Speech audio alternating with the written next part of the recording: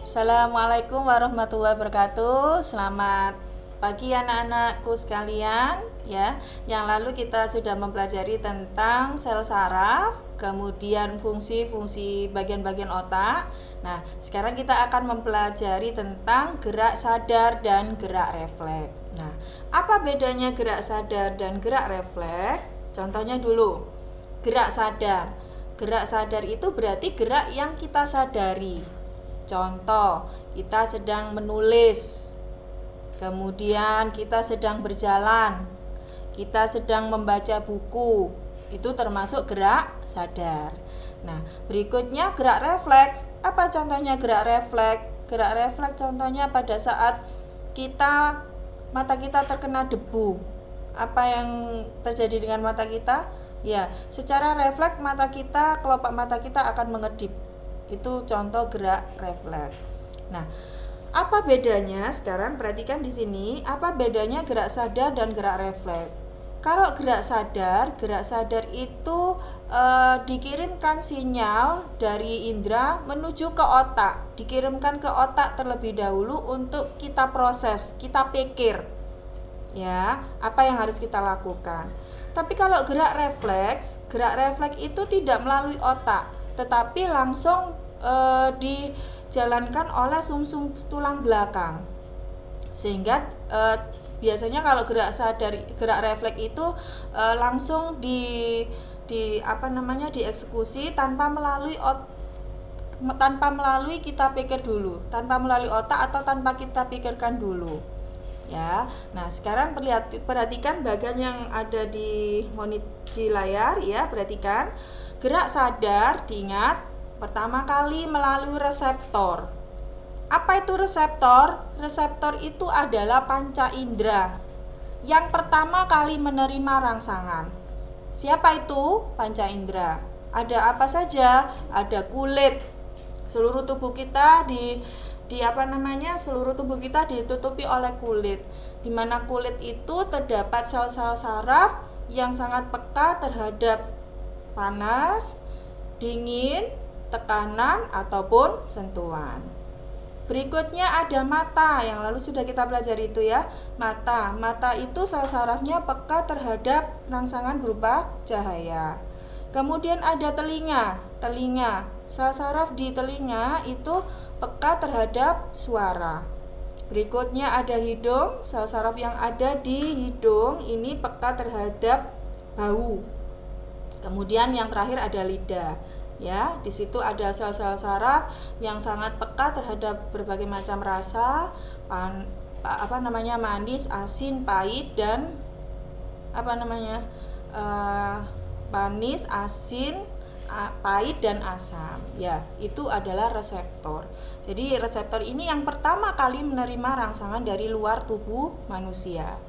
Berikutnya, apabila reseptor ini sudah menerima rangsangan, maka akan dilanjutkan oleh sel saraf sensori. Ya, sel saraf sensori ini tugasnya adalah menerima rangsangan dari reseptor menuju ke otak.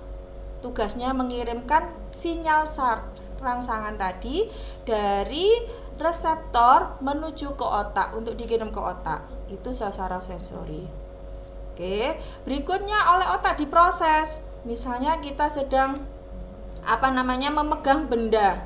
Benda ini kasar, halus atau panas, maka oleh otak dipikir, oh, yang seperti ini panas.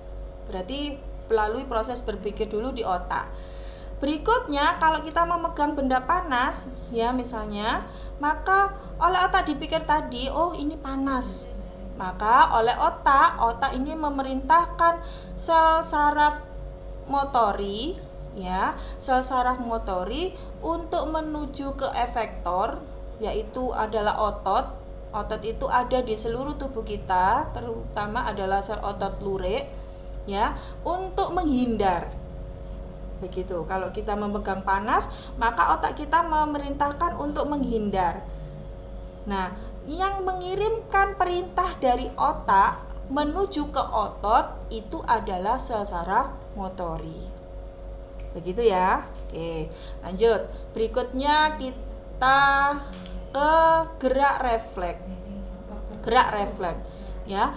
Kalau gerak refleks itu tanpa kita dikirimkan ke otak, tapi langsung dieksekusi oleh sumsum tulang belakang ya. Sama tahapnya, reseptor panca indera, kemudian sel saraf sensori, kemudian ini diteruskan ke sumsum tulang belakang. Kalau sumsum tulang belakang berarti dia tidak melalui proses berpikir dulu, tapi langsung tindakan. Kemudian melalui sel saraf motori, lanjutnya adalah efektor. Begitu ya.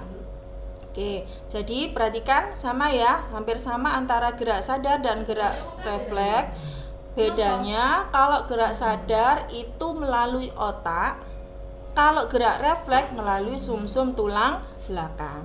Itu bedanya ya. Oke, silakan disimak nanti penjelasannya Bu Lia. Tolong nanti diulangi lagi kalau masih ada yang kurang jelas. Nah, ini perhatikan. Reseptor itu adalah indera. Indera itu ada kulit, mata, hidung, lidah, dan telinga. Sel saraf sensori tadi fungsinya adalah untuk menghantarkan rangsangan dari panca indera menuju ke otak. Berikutnya ada sel saraf motorik ya. Sel saraf motorik ini yang meneruskan rangsangan dari otak menuju ke efektor. Siapa efektor? Efektor itu adalah otot. Otot itu yang mana? Otot itu ada di seluruh tubuh kita yang mengerjakan perintah dari otak. Begitu ya. Oke, sampai di sini ada yang ditanyakan, nanti silakan japri Bu Lia ya. Oke, untuk hari ini penjelasan Bu Lia sampai di sini dulu. Tolong ini gerak sadar dan gerak refleks nanti dihafalkan. Kemudian kirim voice note ke japri Bu Lia ya. Oke, terima kasih. Selamat pagi. Assalamualaikum warahmatullahi wabarakatuh.